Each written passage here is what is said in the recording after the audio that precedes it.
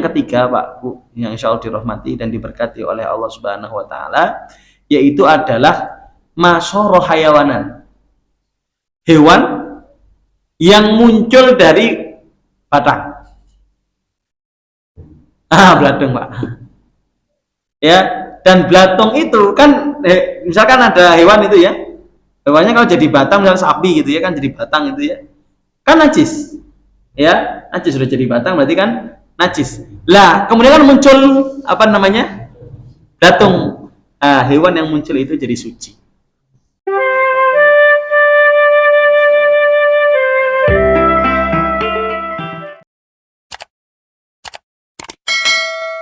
A'udzu billahi minasyaitonir rajim. Bismillahirrahmanirrahim. Assalamualaikum warahmatullahi wabarakatuh. Waalaikumsalam.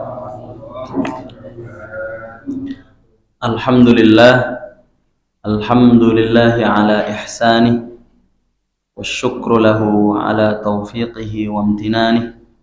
Asyhadu an la ilaha illallah wahdahu la syarika lah wa asyhadu anna Muhammadan abduhu wa rasuluh wa safiyyuhu min khalqihi wa khaliluh.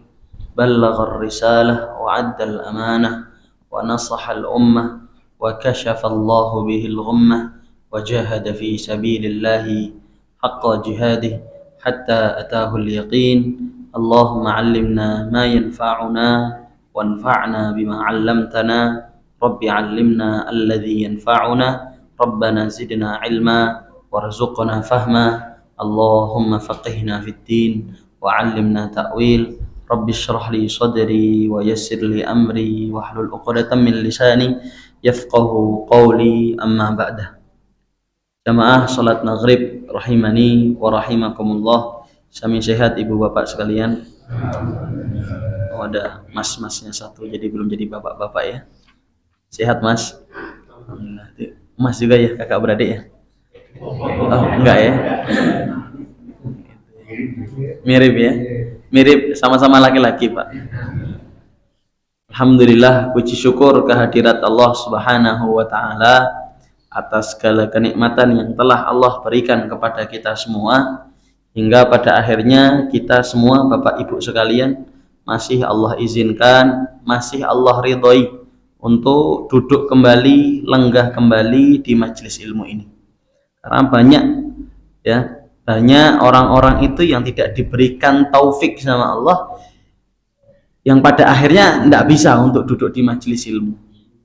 Jadi Bapak Ibu sekalian, hidayatul taufik itu sangat kuat sekali Pak Bu. Saya kalau contoh saja nih Pak Bu, saya itu biasanya kalau mau berangkat ngisi, itu kalau sudah capek banget rasanya itu, aduh ngisi apa ora gitu ya. Mungkin Bapak juga pernah ngerasain misalkan mangkat pengajian apa ora, ayo kesel kadang-kadang gitu ya. Ya, tapi tiba-tiba ujuk-ujuk pakai baju, pakai jaket, ngambil tas, ambil buku, berangkat. Tahu-tahu temenan ngisi ya. Ya. Jadi kadang-kadang kita nih, diri kita sendiri tidak mau, tapi Allah menginginkan kita jadi orang baik, akhirnya wis mangkat ya. Makanya kudrahnya Allah, kekuatannya Allah itu lebih tinggi dibandingkan kita. Itu makanya kita tuh tidak boleh sombong, tidak boleh jumawa, kita kuat, kita bisa menahan apapun gitu ya. Karena subhanallah ibu, saya ini jangan dicontoh ibu ya Pak Wi. Saya itu pernah rasain gini. Saya ahlinya bahasanya bukan menguji Pak Bu, tapi memang ya Allah, saya pengen Engkau berikan keajaiban bukan keajaiban bahasanya ya, nampakkan di mataku itu sebuah keanehan yang saya inginkan. Saya menginginkan gini, saya menaruh barang, dan barang itu sangat penting ya, sangat penting. Saya pengen melihat keajaiban, tiba-tiba saya lupa, padahal barang itu pada 1 detik yang lalu saya ingat barang itu akan saya bawa, tapi saya pengen lihat bagaimana saya itu lupa. Demi Allah, kemudian saya lupa. Jadi saya pernah naruh sayur, saya baru belanja itu Pak Bu, terus saya pengen Ya Allah, saya pengen banget melihat kebesaran Engkau betul-betul di mata saya, walaupun hari ini sudah ada ya. Tapi pengen betul-betul rasakan gitu. Akhirnya saya taruh tuh sayur depan rumah, Bu. Depan rumahnya Bapak. Waktu saya lagi ngantar anak, kemudian saya belanjaannya saya taruh depan. Saya cuma bilang gini, saya pengen barang ini saya lupa.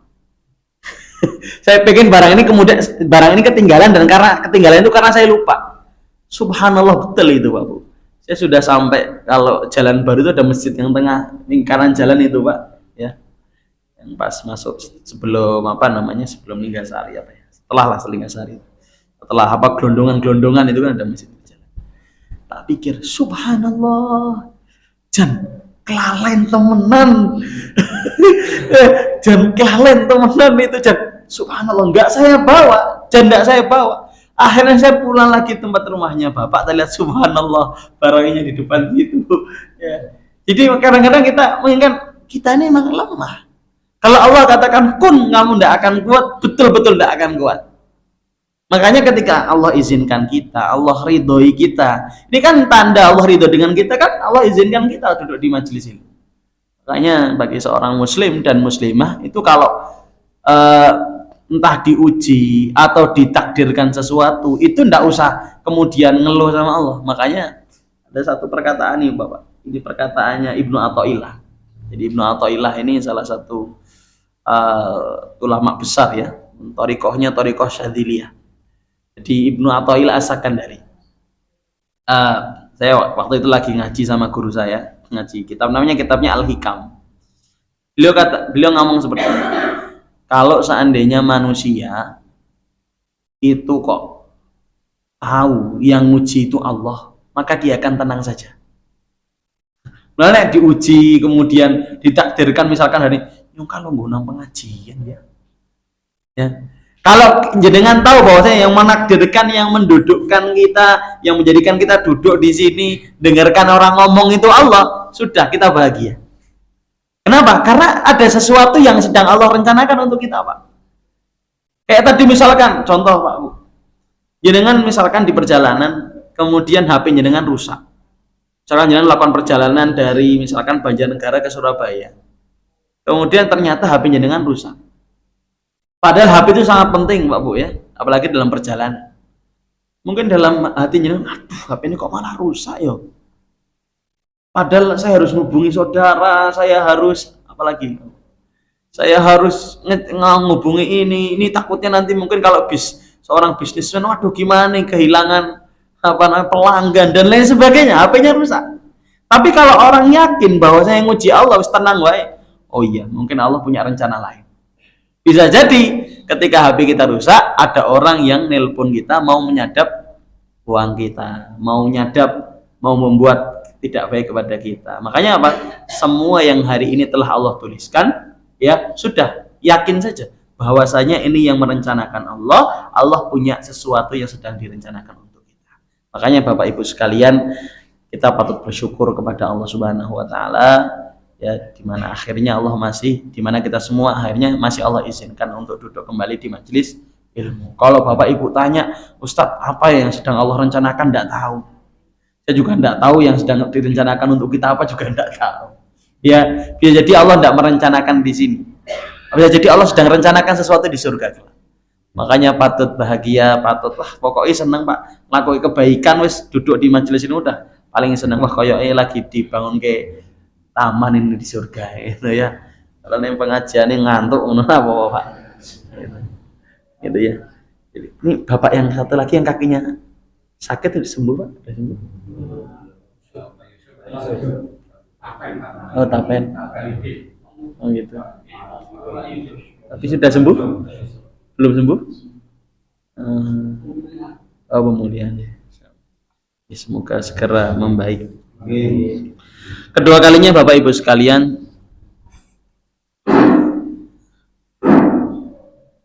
ini memang mic-nya antik. Jadi biasanya kalau ada di film itu senggol bacok, ini senggol mati Pak. Disenggol sedikit nanti nih. Bapak Ibu sekalian, insya Allah dirahmati dan diberkati oleh Allah Subhanahu wa taala, kedua kalinya salawat beriringkan salam tetap terhaturkan, tetap tercurahkan kepada baginda Nabi Agung Muhammad Sallallahu Alaihi Wasallam, kepada keluarganya, kepada sahabatnya, kepada tabiin, kepada tabiut tabiin, dan kepada orang-orang yang senantiasa istiqomah mengikuti sunnah-sunnah beliau hingga hari kiamat kelak. Bapak Ibu sekalian yang insya Allah dirahmati dan diberkati oleh Allah Subhanahu Wa Taala, sebelum masuk ke materi inti ya, kita hanya mengingatkan untuk saudara-saudara kita yang ada di Palestina yang hari ini subhanallah, hari ini lagi puncaknya. Jadi hari ini itu puncaknya. Kalau kemarin itu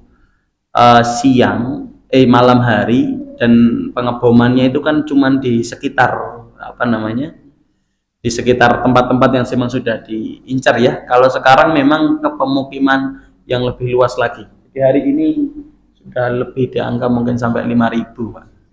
Jadi ini salah, untuk jangan lupa doanya Pak Bu ya. Kalau memang memiliki kesempatan untuk kunut yo, kunut itu ya, kunut itu rasa mikir-mikir kunut bid'ah ora bid'ah rasa dipikir kayak Pak.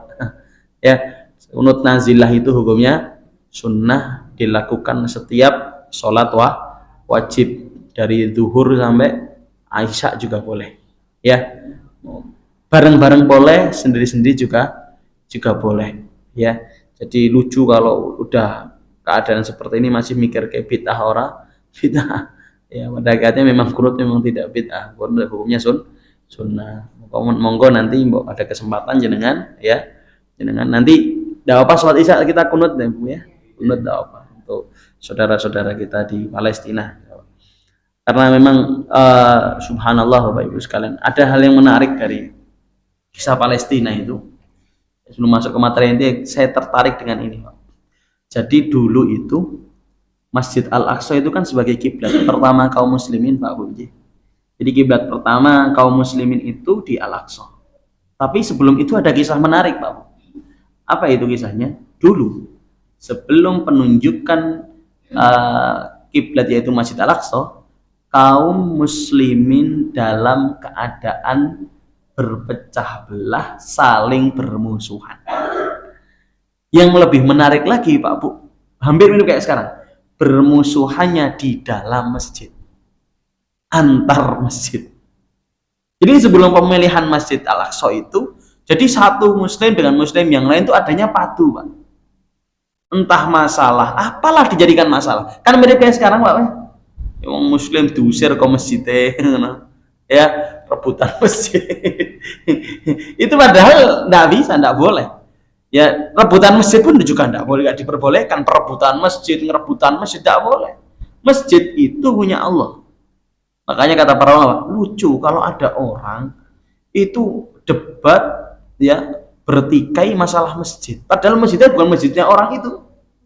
Jadi kalau misalkan ada orang lagi masjidnya, enggak, ini masjidnya Allah. Makanya Pak Bu, ini yang luar biasa Pak Bu, yang kita rasakan ketika kami di Sudan. Negara Arab mungkin tidak seperti Sudan. Di Sudan itu hampir semua takmir itu meyakini firman Allah yang satu ini. Apa firmannya? Wa annal masajida lillah fala tad'u ma'allahi ahada. Jadi hampir semua masjid lah. Kalau saya lihat itu hampir 100%. Kalau ada pun 99% lah Pak. 99% takmirnya meyakini bahwasanya seluruh masjid itu milik Allah. Maka siapapun boleh berkarya di masjid itu. Beda dengan kita hari ini. Ini dibatasi saya, gue sopo gitu ya. Siapa? Nah dulu kejadian sebelum penunjukan Al-Aqsa sama. Kejadian keadaan kaum muslimin itu saling berdebat. Itu ditulis oleh salah satu imam, siapa namanya ya, saya lupa. Al-Kaisani atau siapa, Dr. Majid Al-Kaisani, ketika beliau menulis berkenaan hakadza dhahara jilul Salahuddin, kalau tidak salah, berkenaan dengan lahirnya seorang komandan besar dan ulama besar yang bernama Salahuddin Al-Ayyubi itu ya.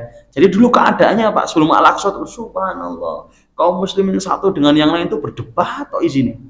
Bahkan yang paling parah disebutkan oleh para ulama sampai titik ada kaum muslimin itu saling membunuh di dalam masjid.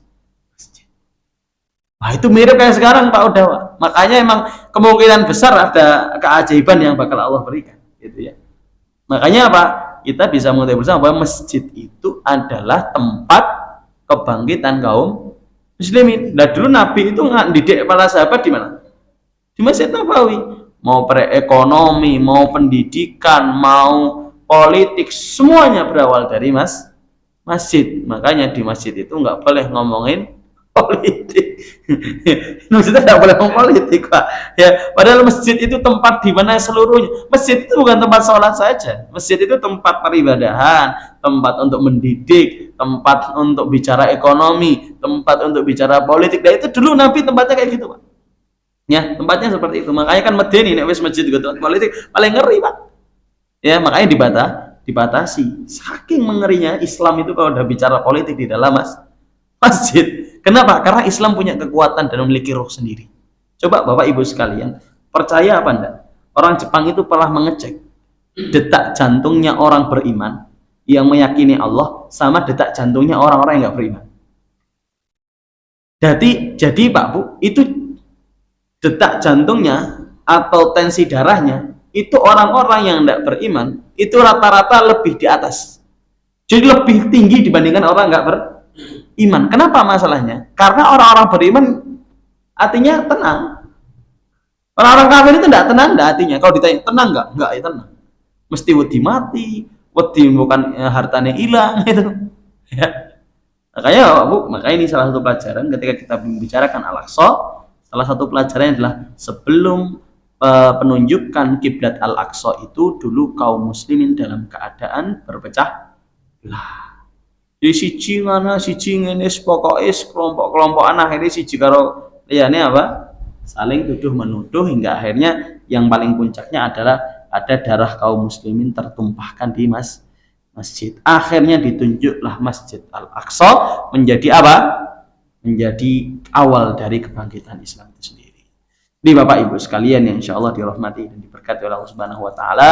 Setelah itu ada satu hadis diriwayatkan oleh Barra bin Azib. Beliau mengatakan qala shallaina ma'a Rasulillah sallallahu alaihi wasallam nahwa Baitil Maqdis 16 aw 17 syahra. Jadi kata Barra bin Azib, kami itu sholat bersama Nabi menghadap Baitul Maqdis selama 16 bulan sampai 17 bulan, sekitar 16 sampai 17 bulan.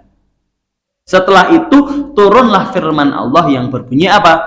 Fawalli wajhaka syatral Masjidil Haram. Muhammad, Nabi Muhammad pindah kiblatnya, jangan Masjidil Aqsa lagi, pindah ke Masjidil Haram. Dan pemindahan kiblat dari Masjidil Aqsa ke Masjidil Haram itu adalah sebuah sejarah yang dimana Islam itu dihabisi dari situ. Jadi setelah itu ketika pemindahannya, jadi kan 16 bulan, sekitar 16 sampai 17 bulan sholatnya kan ngadep Al-Aqsa, Abu ya. Setelah itu pindah ke Masjidil Haram. Pas pindah ke Masjidil Haram, orang-orang yang tidak suka dengan Islam bertanya-tanya. Pertanyaannya kayak gini, Pak. Nanti menurut jenengan masuk akal apa enggak ya? Pertanyaan seperti ini. Islam itu enggak konsisten. Ya, Islam itu enggak konsisten. Dia ingin ngadepe Al-Aqsa kok bar 16 bulan Masjidil Haram. Secara akal ya pancen enggak masuk akal, Pak. Nah, betul enggak konsisten ya? Kalau secara akal ya, secara akal kan enggak konsisten. Islam itu secara akal, wah, iya enggak konsisten ya. Nah, itu kesempatan bagi orang-orang yang tidak suka Islam nyerang Islam itu dari perpindahan kiblat itu. Ya. Makanya Pak Bu yang insya Allah dirahmati dan diberkati oleh Allah Subhanahu Wa Taala. Jadi setelah itu menjadi ya Allah, orang Islam itu bingung, betul-betul bingung. Dan Bapak Ibu jangan kaget kalau Islam itu udah biasa diserang lewat syariatnya sendiri. Iya kan, ini kan diserang lewat syariatnya sendiri perpindahan kiblat. Hari ini kan Islam kan dah sering itu diserang lewat syariatnya sendiri, Abu ya. Entah sing sholat ping 5 lah, ya. Kemudian apalagi pembagian warisan yang enggak adil lah. Itu kan biasa. Sudah Islam diserang lewat syariatnya itu, lewat syariatnya sendiri itu udah biasa. Itu. Jadi jangan kaget. Ya jangan kemudian jenengan malah bingung. Kenapa? Karena orang-orang yang tidak suka dengan Islam, dia menggunakan akalnya biar apa? Berpikir lebih rasional. Kan kayak gitu. Itu kok perempuan kok dapatnya cuma 1/4, Ya, istri kok dapatnya cuma seperempat, padahal nemenin 50 tahun loh. Ya, nanti kalau istrinya 4, seperempat bagi 4. Oh, kok nggak adil ya Islam ya gitu. Coba menurut kamu adil nggak? Ya secara akal memang tidak adil. Tapi secara syariat yang telah Allah turunkan lebih adil. Kenapa? Karena perempuan tidak memiliki beban untuk menafkahi anak, tidak memiliki beban untuk menafkahi suami. Kalau suami, kalau dia tidak nafkahi anak dan istrinya, dosa, Pak. Makanya sering kita sampaikan apa? Bahwasanya perempuan itu nggak nanggung dosa. Suaminya yang nanggung dosa. Jenengan buka aurat, dosanya ke suami. Jenengan gibah, dosanya ke suami. Bukan abot pilih terus wong lanang. Ya, nyolong mengsuami dosanya, ya, riba apa sajalah, ya, itu dosanya ke suami. Makanya istri itu bebannya sangat ringan, Pak, bukan sering kita sampaikan. Makanya tadi Islam itu diserang lewat syariatnya itu udah biasa, ndak kaget gitu dia. Karena dulu pada zamannya Rasul juga sudah terjadi. Lah setelah itu karena muncul pertanyaan, akhirnya gimana ya Rasulullah, ini kan masuk akalnya kan kita ndak konsisten ini gitu ya. Secara akal memang seperti itu, Pak Bu. Tapi setelah itu tidak lama kemudian Rasulullah SAW dan para sahabatnya mengatakan kepada orang-orang yang tidak suka dengan Islam, kalimatnya apa? Kullum min indi rabbina. Seluruhnya ini datang dari Tuhan kami. Ya.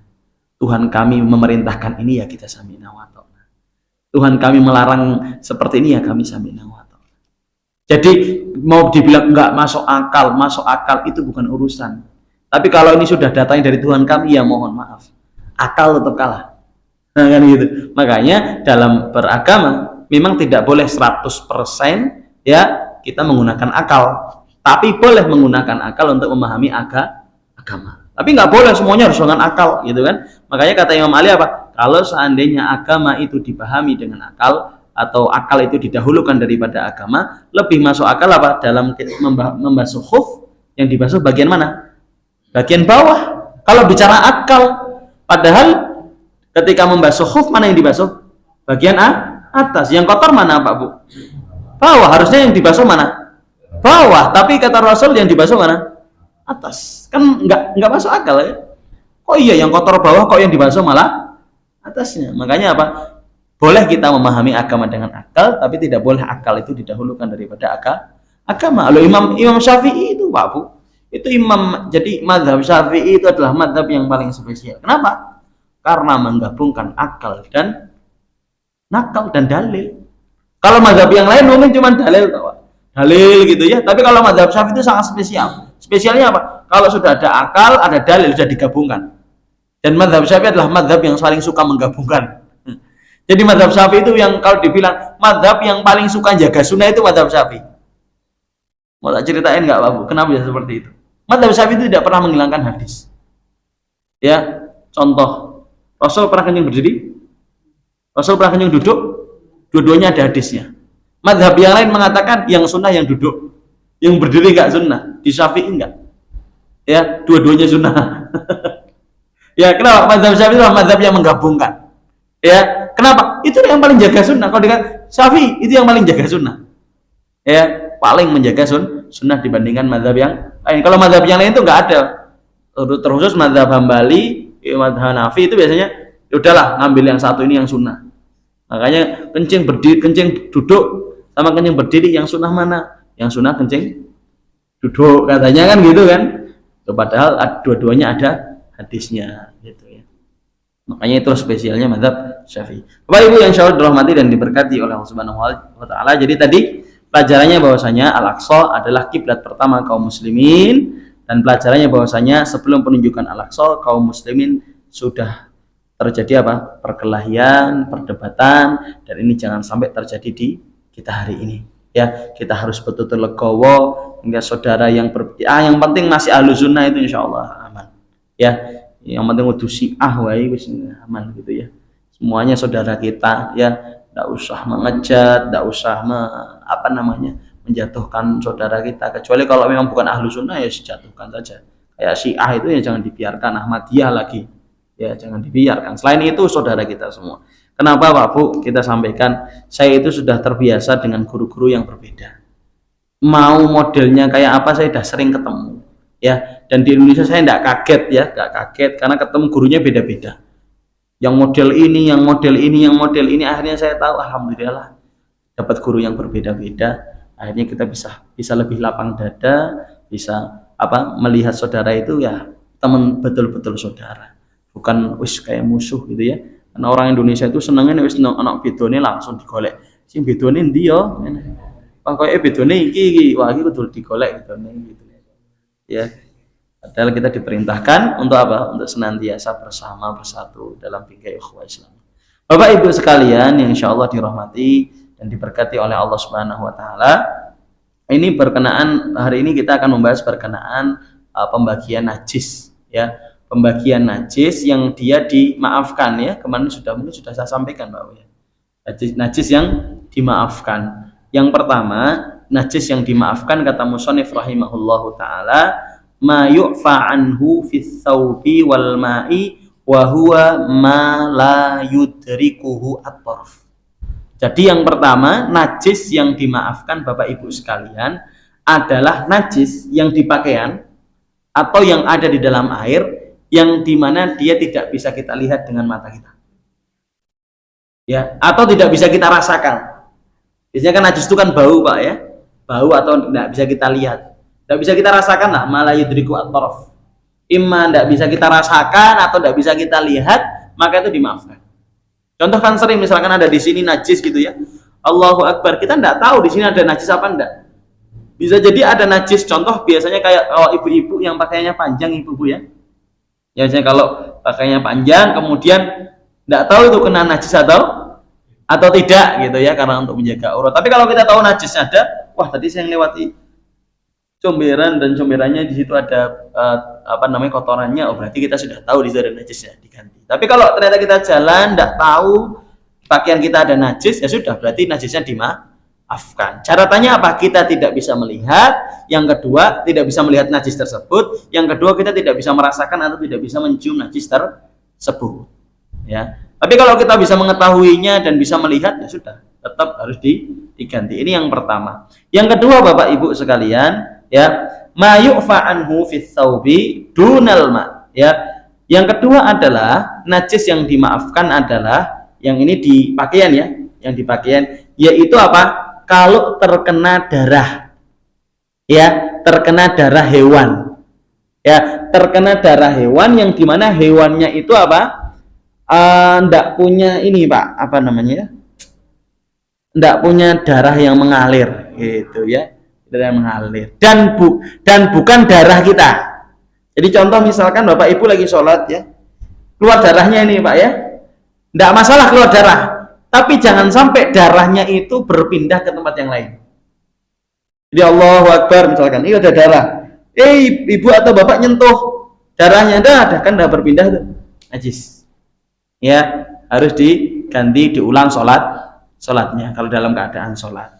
Tapi kalau misalkan di sini kemudian kok ada darah, terus biarkan saja ya, tidak usah digerak-gerakkan, dan jangan sampai kena pakaian. Nah kemudian yang ketiga Bapak Ibu sekalian, yaitu dengan apa? Hewan-hewan yang tadi tidak memiliki dalam darah ya, kayak lalat ya, kemudian nyamuk itu ya. Tapi kalau nyamuknya 10 habis nyokoti kita ya, atau ya kalau misalkan nyamuknya ada 100 gitu ya, kemudian habis menghisap, kemudian pas kumpul semua bos itu kan ya mengalir jadinya ya. Intinya darah kalau satu dan dia tidak mengalir, sudah itu dimaafkan. Jadi tidak suci tapi tetap dimaafkan. Ini pembahasannya berkenaan dimaafkan. Jadi tadi yang pertama adalah apa? Najis yang tidak bisa kita lihat. Yang kedua adalah darah yang sedikit yang munculnya dari diri kita dengan catatan tidak berpindah ke tempat yang lain. Yang ketiga adalah apa?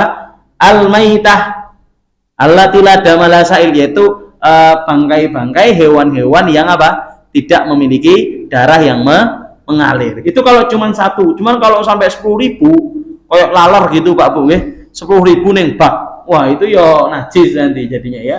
Karena dia akhirnya apa? Biasanya ada berubah atau kemudian apa namanya?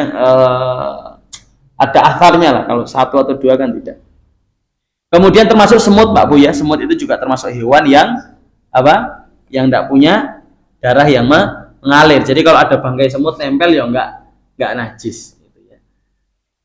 Ibu yang insya Allah dirahmati dan diberkati oleh Allah Subhanahu Wa Taala. Selanjutnya setelah kita selesai berkenaan dengan najis-najis yang yang dimaafkan, selanjutnya berkenaan dengan najis-najis yang berubah dikarenakan apa?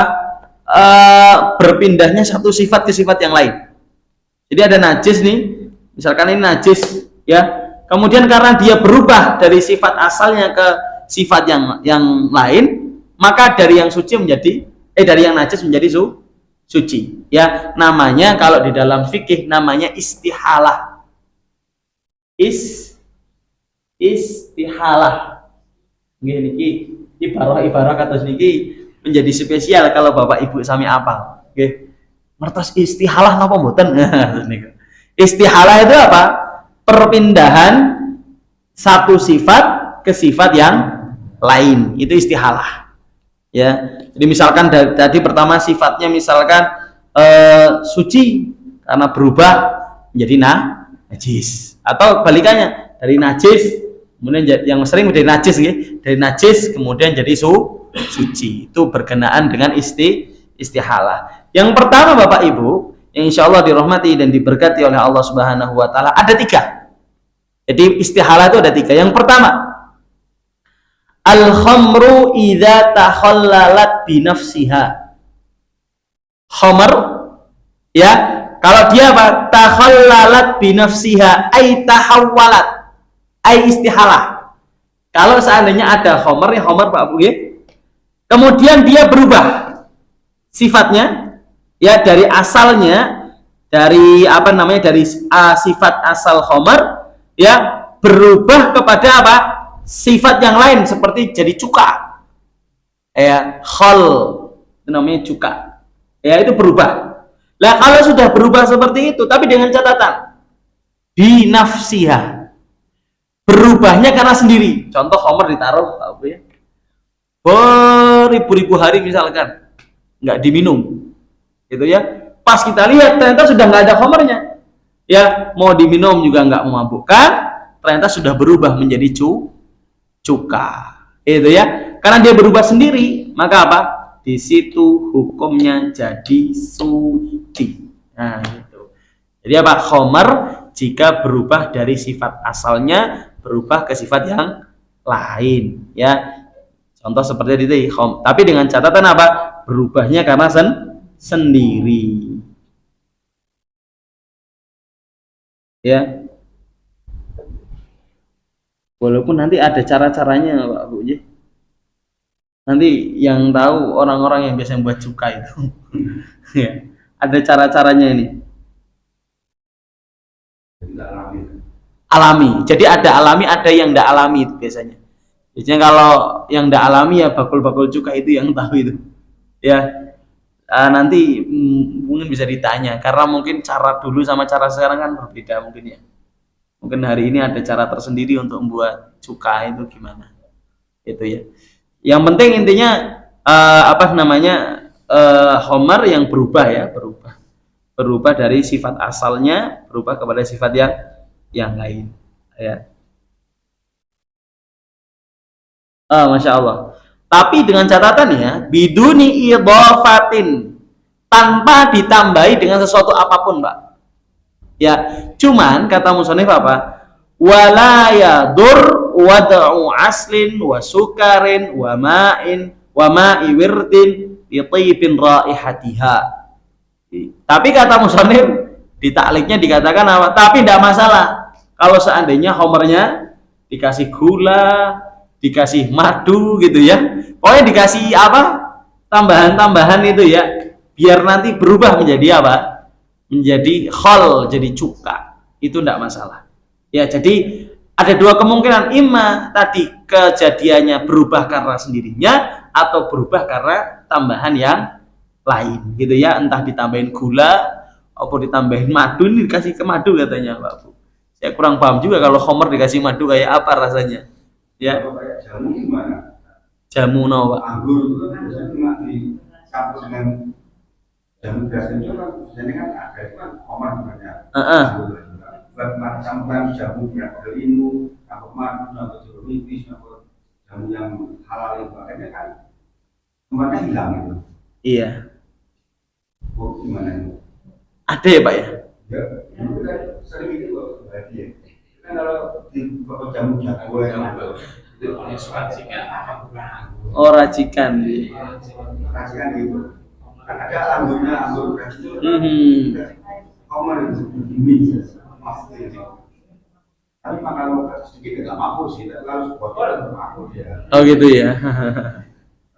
Kalau apa namanya? Ini kan kalau yang saya pahami dari kalamnya musonef itu kalau dia berubah menjadi khol, jadi cuka, ya, menjadi cuka yang dimana setelah itu dia jadi suci ya, jadi suci dan tidak ada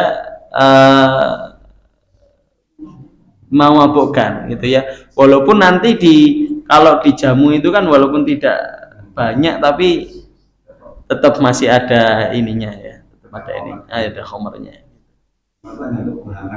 Biasanya untuk penghangat ya. Ya akhirnya penghangatannya kurang, akhirnya nambah maning.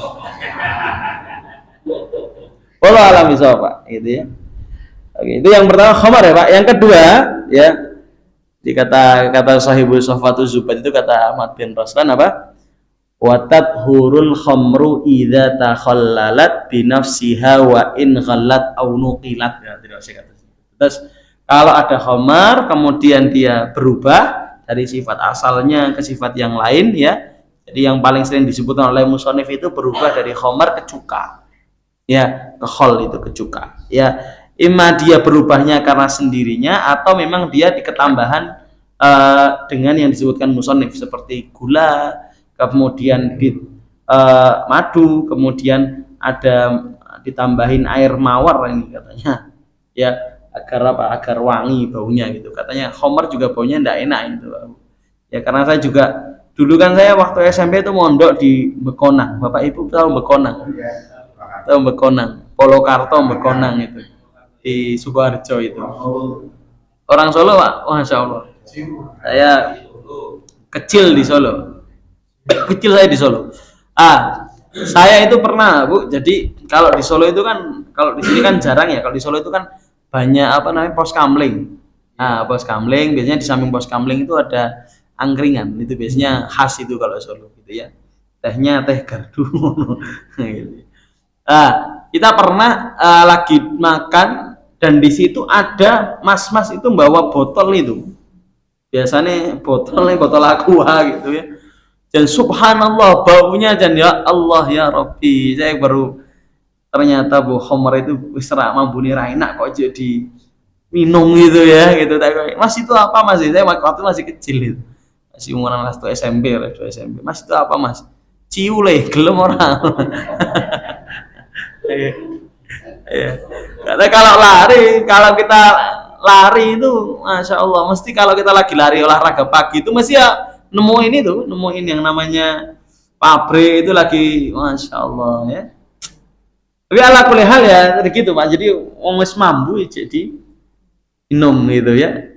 Ya kita kalau di Bekonang itu karena duduknya sama mas-mas, biasanya dikasih tahu. Wah, sampai dikasih tahu itu ini sing murni banget. Sing wis dioplos. Sampai kalau di Bekonang ya karena kita lama di Bekonang Pak, itu ada tempat duduk khusus itu tempat duduk khusus untuk minum homer, khusus homer Bekonang gitu. Ciu Bekonang iya, jadi kalau di sini kafe gitu lah, kafe. Kalau di sana emang ada tempat khusus tapi di dalam, tidak ditaruh di luar gitu. Biasanya kalau pol-polan di luar itu di samping pabrik ciunya. Jadi memang khusus untuk menikmati cium Bekonang gitu. Kalau mau ngefly, monggo ngeflynya khusus di sini. Ngeflynya jangan di luar gitu. Tapi yang ditangkap sama Pak Polisi yang pernah kita tahu, yang ditangkap adalah yang mengoplos. Ya, tapi kalau yang murni cium Bekonang tidak ditangkap gitu. Ya karena kita sering gitu kalau lagi mas-mas itu di Solo itu di daerah Bekonang itu anak polisi lah dicek. Kui apa oplosan apa asli ciu, asli ciu Pak, ya wis ora apa-apa. Ala kulihal ya tetap haram ya. Bahkan kemarin kami ngajak guru kami datang ke Bekonang sampai kaget. Cerita, Syekh, ihuna istaharul khamru. Saya bilang, Syekh, teng mriki niku terkenal kecamatan yang memproduksi khamr ciu. Astagfirullahaladzim. Dibiarkan, wes dapat izin kok. Pabriknya itu banyak loh Pak, pabriknya itu jangan banyak, nggak cuma satu. Di sekecamatan itu kemungkinan ada sampai 4 atau 7 lah.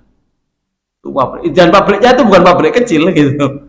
Pabriknya gede-gede, ya gede-gede pinggir jalan. Nanti di depannya ada izin resmi, gitu. Angel Pak.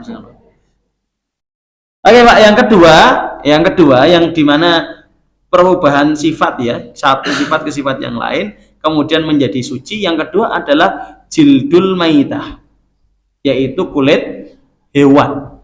Ya, dengan catatan idza dubiro, kalau seandainya dibag ini kok disamak. Kalau dulu orang-orang dulu kalau ada ada kulit gitu ya, yang penting bukan kulit anjing dan babi nggih, mau kulit apa saja biasanya didibag itu disamak Pak Bu. Lah disamaknya itu kalau orang dulu pakai kotoran merpati. Ya, nah katanya orang dulu, bahkan orang Arab juga mempercayai ini. Katanya kotoran merpati itu kotoran darah itu memiliki sifat panas.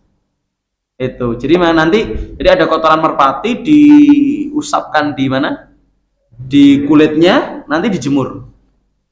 Dan nanti katanya fadalatul jilid, kayak misalkan nopo nggih atau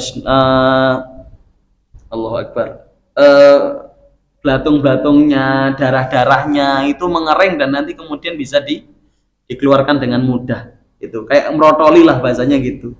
Jadi kulit-kulitnya yang kayak bulu-bulunya itu sama rontok semua.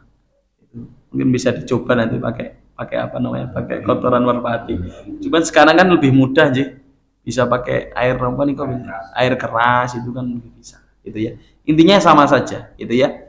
Ini banyak sekali, bahkan ada pakai ruman, macam-macam Pak ya. Yang penting sampai nanti misalkan ada kulit betul-betul kayak rambutnya, darahnya betul-betul hilang semua, baru nanti bisa dipakai. Jadi sifat yang najis berubah menjadi sifat yang suci. Kemudian yang ketiga Pak Bu, yang insyaallah dirahmati dan diberkati oleh Allah Subhanahu wa taala, yaitu adalah masyara hayawanan.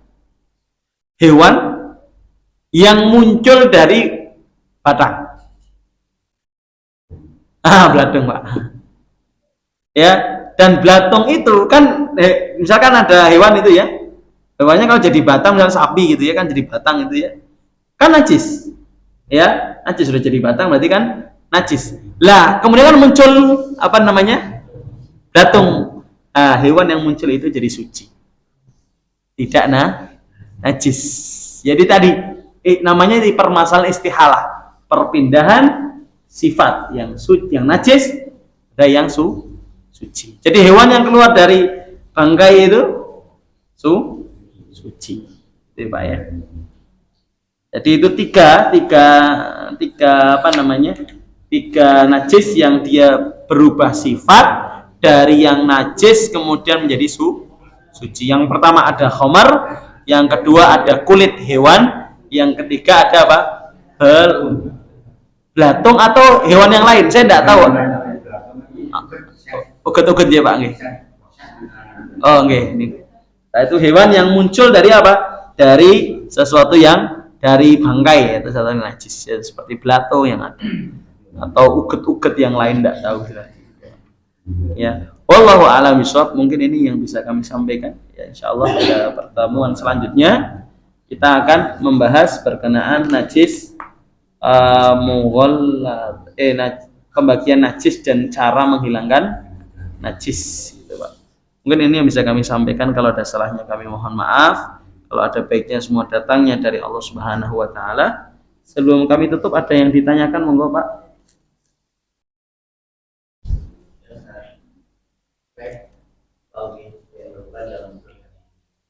Kalau dibanding kalau berat itu muncul dari bahan makanan. Makanan. Karena ada satu makanan yang ini dari ketelan, kemudian diparut kemudian dibusukkan. Kan muncul itu datangnya. Dimasak, tadi itu masuk. Sama. Kalau tadi kan ibaratnya kalau perpindahan najis ke suci saja menjadi tetap jadi suci ya. Apalagi yang suci. Itu. Apalagi lebih suci lagi. Kan ketela enggak najis. Ya, enggak najis enggak. Ya. Najis. Tetap dia belatung-belatung yang keluar dari situ tetap menjadi suci. Kalau yang najis saja jadi suci apalagi yang dari yang suci. Allah a'lam. Ada lagi Pak monggo? Kalau tidak ada nanti insya Allah kami tutup nanti waktu sholat saya kabari dulu untuk apa namanya kunut nazilah, doa saudara-saudara kita di Palestina di rakaat lahir keempat nanti setelah i'tidal nanti saya itu kunut. Subhanakallahumma wa bihamdika asyhadu an la ilaha illa anta astaghfiruka wa atubu ilaik. Assalamualaikum warahmatullahi wabarakatuh.